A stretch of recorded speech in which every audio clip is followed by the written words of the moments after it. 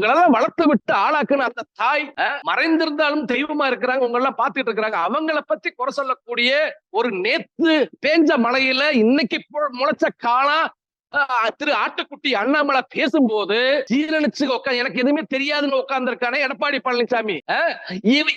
இவனை போய் முதலமைச்சர் வேட்பாளர் செல்லூர் ராஜு சொன்னா அது நாடு ஏத்துக்காதுங்க, ஊரு ஏத்துக்கதா, யாருமே அதுதான் ஏத்துக்கிற மாட்டாங்க. அது ஏன் ஏன் இந்த பதட்டத்துல அவர் சொல்றாருன்னா, அதுதான் ஆடும் கத்தி யாருகிட்ட இருக்கு, ஆடும் கத்தி எப்ப போனாலும் தூக்கி போட்டு அறுக்கலாம். ஆடும் கத்தி ஒருத்தங்கிட்ட இருக்கு, புரியுதுங்களா?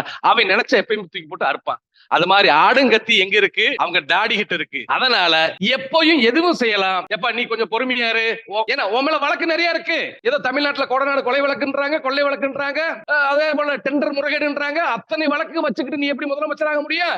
அப்ப கூட்டணி கட்சி கொடுங்க, அண்ணாமலை முதலமைச்சர் ஆகட்டும். அந்த வழிக்கு தான் அவங்க கொண்டு வருவாங்க.